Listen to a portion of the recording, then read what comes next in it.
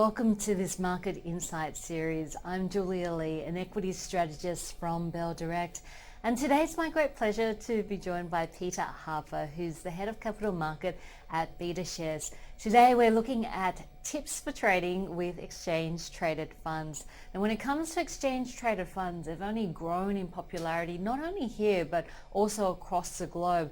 However, when you're using them for a short-term trading strategy rather than a longer-term portfolio, there can be some stumbles that traders can come up across. So we thought we'd pick Peter's brain today in giving some tips to traders when trading with ETFs. Peter, thank you so much for your time. Today I just wanted to start by looking at ETFs as a short-term trading tool. Now, a lot of people use exchange traded funds in longer-term portfolios. Is there room to use ETFs when short-term trading? Yeah, look, a really good question, Julia. And funnily enough, if you look at the US market now, ETFs are about $1 in every $4 traded on the New York Stock Exchange. So that's about 25% of all value traded in New York. Now, another way to look at that is the biggest ETF in the world trades about 4 times the amount of the biggest stock in the world, which is Apple. So when you look at numbers like that, it's really clear that these are by no means buy and hold investments or purely buy and hold investments.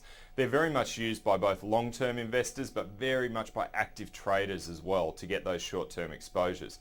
And a couple of other examples of that is ETFs give access to asset classes that you couldn't access through just ASX listed companies. So things like currencies or commodities like oil or gold, or perhaps country exposures like Japan or Europe.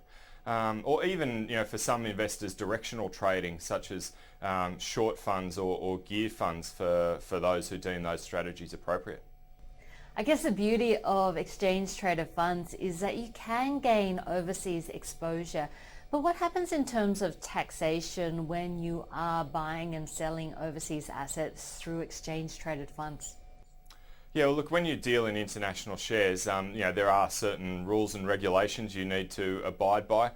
You often hear of W8 Ben forms when people buy offshore shares or assets. They apply to some ETFs in Australia, but for example, all of the BetaShares range are actually Australian domiciled funds, which means no need to fill out a W8 Ben form from tax purposes, and also no potential for US estate taxes should you unfortunately pass away whilst holding that investment. And that's a big relief for a lot of people and really simplifies the ETF decision. That's good to know. I noticed that when looking at exchange traded funds, some of the ETFs do have a low daily turnover. So if you're looking to trade these, how can you trade these exchange traded funds without moving the price too much?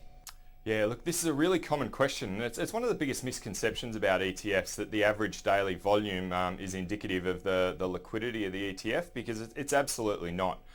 ETFs have 2 liquidity sources. The first is just the natural buying and selling between natural market participants, like you would have with any share.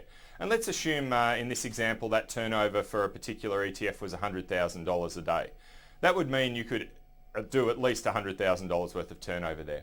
The other example is what's called the primary market liquidity, and that is where an ETF can source liquidity from its underlying asset constituents. So if it was an ETF over just one stock, so let's call it the CBA ETF for want of a better term, the liquidity of that ETF would have to equal the liquidity of underlying CBA shares, because if there wasn't enough on-market turnover, the market makers could simply go and buy more CBA shares on the ASX and use those to create new ETF units, which they could deliver to you, the buyer.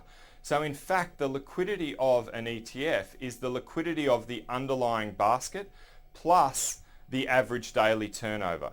So the average daily turnover is really better thought of as the amount by which the liquidity of the ETF exceeds the liquidity of the underlying asset, such as just a simple share if that was its only holding.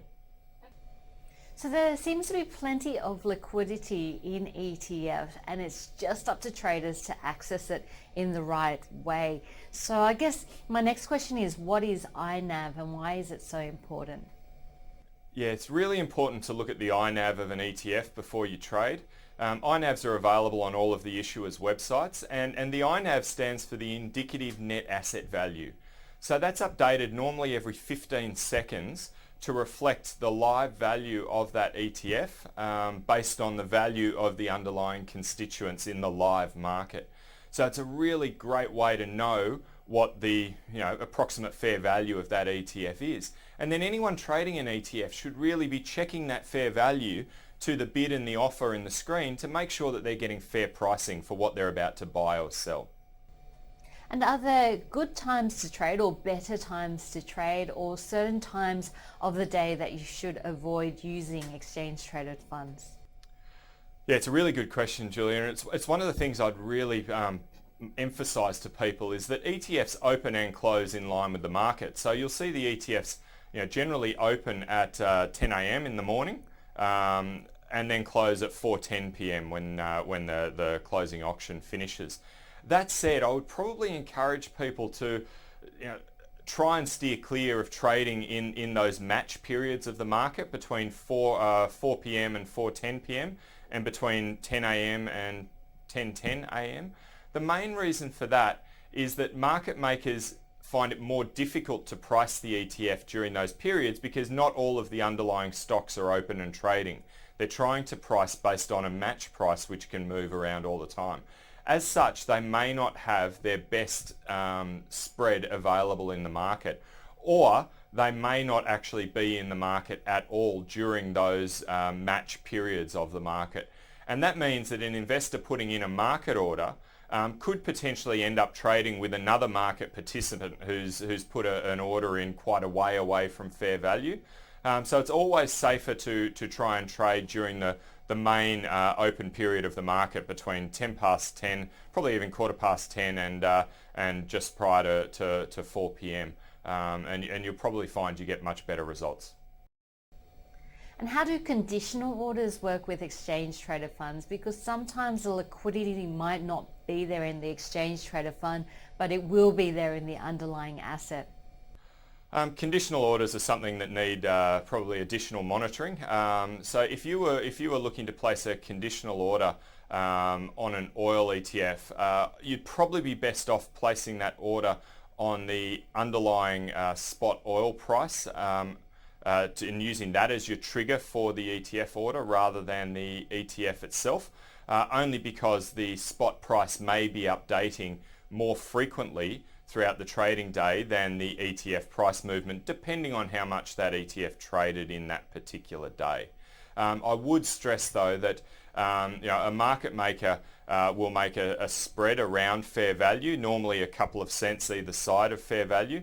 So basing a conditional order off a particular price in the underlying oil may result in a conditional order going in between the bid and the offer of the ETF, so it may not necessarily get executed. So it's something that probably needs a little bit of additional monitoring as well, I would say. And finally, some words of advice or any tips that you have for traders, Peter. If I look at top tips for traders, I'd probably say first of all, always check the INAV. Another thing I'd definitely suggest is that traders use limit orders rather than market orders. We talked about the liquidity of an ETF being based on the liquidity of the underlying assets. And if, for example, the spreads in the underlyings widen, then you would expect ETF spreads to widen and conversely narrow accordingly. So if you use a market order, there's always the chance, whether it's a share or an ETF, that the market could move substantially between when you press the button to put the trade on and when that trade actually reaches the market. So the simplest way around that is using limit orders, so you know that you are setting a limit on the buy or sell price that you're comfortable achieving. Another one to probably think of would be just think about whether the markets are open that you're trying to trade. So for example, the Japanese equity market opens 2 hours after the Australian market. So a Japanese equity ETF will be open from 10 a.m, the Aussie time, trading time, but the market maker will be providing what's known as risk pricing because the underlying Japanese market is closed. When that Japanese market opens 2 hours after Sydney, the market maker will be able to provide live pricing, and therefore you'll probably see the spreads contract. So you'll always get better pricing in live markets than you will over ETFs where markets are closed. And for some markets, for example the US market, there's no overlap between the Australian trading zone and the US time zone.